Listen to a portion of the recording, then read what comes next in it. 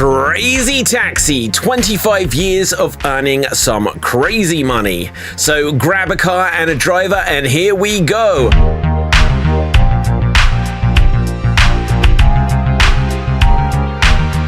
Hey, come on over, have some fun with Crazy Taxi!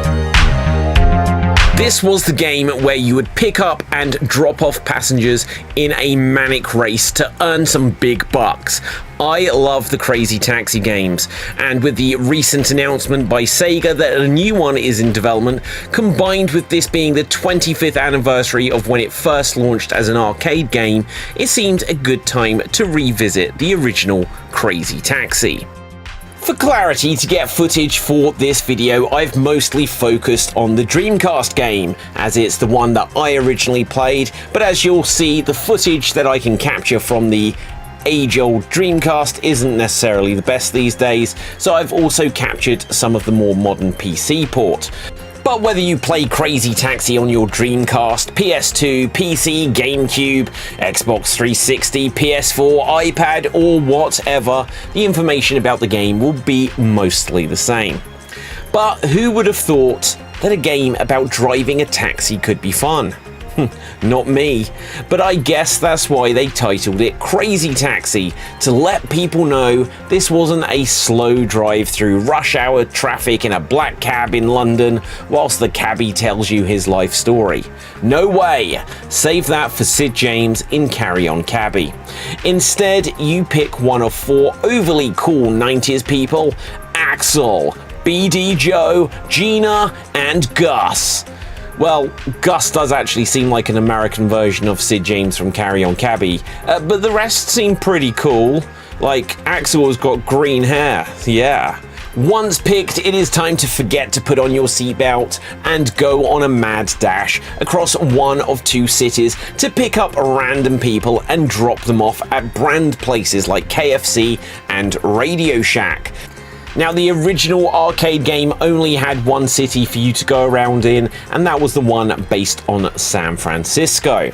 And you would drop people off at brand places like KFC and Radio Shack. I was addicted to this game when I first got it for the Dreamcast. I could literally loop my way around the levels twice with how well I got to know where every passenger wanted to go and who to pick up in what order to get the best rank and score and amount of money by the end of a playthrough. The controls in the game are fantastic on Dreamcast and pretty much on anything. You could either control the car with the analog stick or the D-pad, and if memory serves back in the day, I was always more of a D-pad guy for this game, although returning to it on the various versions that have come out since, I'm not entirely sure why. It plays just as well, if not better, with the analog stick. But anyway, this was back in the day when analog sticks were still relatively new. You'd also get to use the analog triggers for acceleration and braking, and to me, this was the first time where I truly understood the appeal of the Dreamcast's analog triggers. It's weird to think nowadays that Nintendo consoles don't always have analog triggers, and they're not absolutely standardized. You'd then use the face buttons to switch if you were to be in drive or reverse, and this is key part to mastering the controls for success. Knowing little tricks like quickly switching between reverse and drive will give you a speed boost. Also, you can exploit these to quickly brake and spin on the spot. Facing the right way to quickly start off again after dropping off someone is maybe the most important time-saving thing you'll have to do to master the game, because there is always a time limit against you. Now, you can either just play it in arcade mode, where you'll have to pick up as many passengers and get a little bit of a time bonus for dropping someone off, or you'll just do it in a set time like 3 minutes or 5 minutes, where you just have to get the best score possible. The music is a very famous and spoke about part of the game, as it famously featured music from The Offspring. I say featured because after the arcade and Dreamcast had the game, it was changed in some of the more recent versions. Now, I forget if it was replaced by the time it launched on PS2 and GameCube, but I think I'm correct in saying it wasn't on the later releases on modern platforms. Well, if you know, do let me know in the comments. I seem to remember somewhere in the back of my mind that some versions had the music changed, and then some later ones may have had it again. Bizarre. But the music really did set the stage for this to be fun and high energy, and it was a great example of where licensed music can really enhance a game. When you're going about the levels, you'll see passengers who have coloured circles and dollar signs around them. Red customers want to go the shortest distance, whilst orange, yellow and green, in that order, want to go further and further distances. There's no right or wrong if you should concentrate on picking up red or orange or yellow or green customers, but in my experience, I aim for the more low value passengers and occasionally will get the yellow ones. Mistakes can cost you dearly, because if you are able to drop off a customer very quickly, you'll get a 5-second time bonus. If you're just about average, you'll get 2 seconds, and if you're slow, not only have you taken longer, but you'll get no time bonus at all. By concentrating on red and orange passengers, you get more opportunities to get extra time, and that is vital to being able to keep going and build up the highest dollar amount. The great thing in this is that whilst it's useful to learn which passenger wants to go where, you don't actually need to really know where they are going once you've picked the passenger up. In a great innovation which I still to this day wish would be integrated into my windscreen of my car, there is a big arrow which will guide you to exactly where every passenger wants to go for their drop-off point. This makes jumping into the game easy for all, but experienced players will know about little shortcuts that can make a big difference. Also, you'll want to pull up as close to the passengers as you can when you're picking them up, because if you're a little bit of a distance away within the pickup zone, they will tell you off for not being closer to them. Beyond the main mode where you can go around these two big cities and drop off customers and earn up those big bucks, there are also the challenges, the crazy box. Now these are fun but can be stressful. They take a lot of practice and repetition in some instances, and you'll need a lot of determination to overcome the more challenging ones.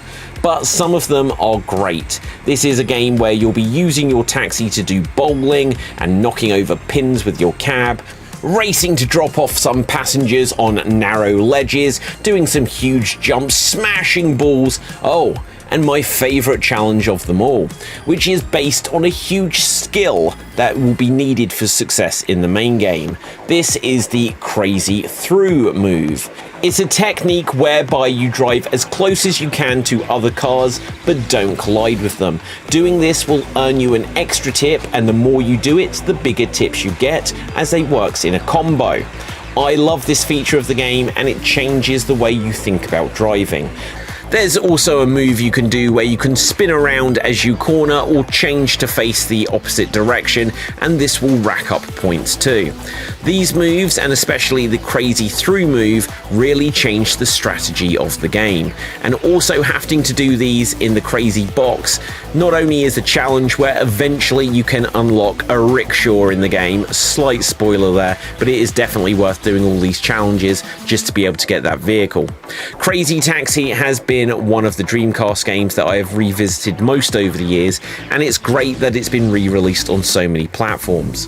There have been a few games in the series, but I think the main reason why it hasn't been as big a hit as it could have is because it launched on the Dreamcast, and within a short while the Dreamcast went away. Now, I'm not saying it wasn't a highlight on the Dreamcast, and gosh, when this came out it really was a big deal, but then the sequel landed on the Dreamcast after it had already been announced that the Dreamcast was kind of coming to an end.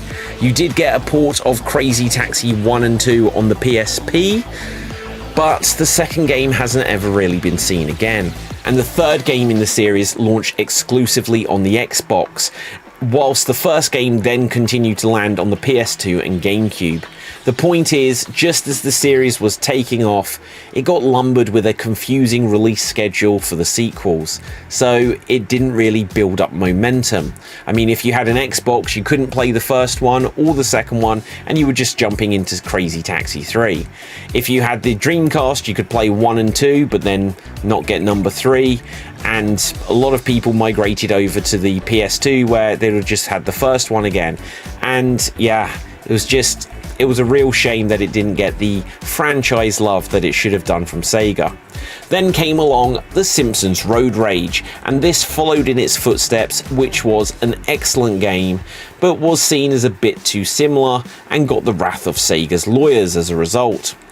Since this time, a lot of people get their taxi video game fix from stealing a cab in Grand Theft Auto. But to me, this isn't the same as what Crazy Taxi offered. I don't want to have to do the rest of the game just to be able to have a taxi mode. There have been more taxi-based games, including Taxi Chaos and the Playdate Taxi Trouble game, and Doodle Taxi, which I have all enjoyed, but they're not quite as special as the game that inspired them. So, what are your memories of Crazy Taxi? Did you love it back in the days of the Dreamcast, or are you even more OG and originally played it at the arcade? Or have you discovered it since on any of the re-releases on any of the future platforms it came out on? Let me know in the comments, and I'll say that playing Crazy Taxi for this video has got me wanting to revisit some of the others. So if you like the video, let me know, and I'll try to have a look at the next games in the series very soon. So that's going to wrap things up for this video. If you haven't done so already, I would appreciate if you would smash that subscribe button here on the Geek Battle Gaming YouTube channel. Check out all of the other videos, documentaries, retrospectives, and reviews on the channel. And as always, you can get the article version of this discussion over at www.xstreamed.tv/gaming. So with that, until next time, stay safe, always stay extremed, and let's earn some crazy money. Boom, we're off the air. Class S license. Man, that was amazing driving. I'm sure you're gonna come by and show it to me again sometime, right? Here we go.